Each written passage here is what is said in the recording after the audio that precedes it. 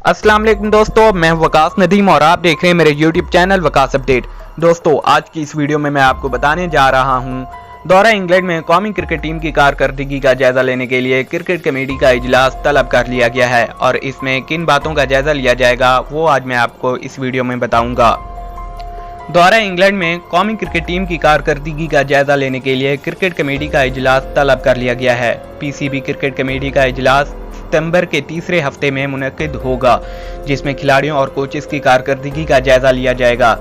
इस हवाले से ज़राए का कहना है कि पीसीबी क्रिकेट कमेटी का इजलास सितंबर में शेड्यूल है। ये इजलास कमेटी के सरबराह इकबाल कासिम की सरबराही में होगा। इजलास में head coach chief selector Misbah ul Haq को भी बुलाया जाएगा। ज़राए ने यह भी बताया कि खिलाड़ियों और कोचेस की कारकर्दगी का जायजा लिया जाएगा।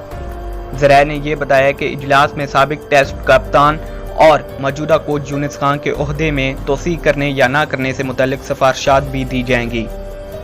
ज़राए का कहना है कि इकबाल कासिम की ज़ेर सदारत मुनक्किद होने वाले इजलास में डोमेस्टिक स्ट्रक्चर और नेशनल T20 कप से मुतल्लिक भी तबादला ख्याल किया जाएगा। तो उम्मीद करता हूँ मेरी ये वीडियो आपको पसंद आई होगी। अपनी पसंदगी का इज़हार लाइक के बटन को प्रेस करके भी कर सकते हैं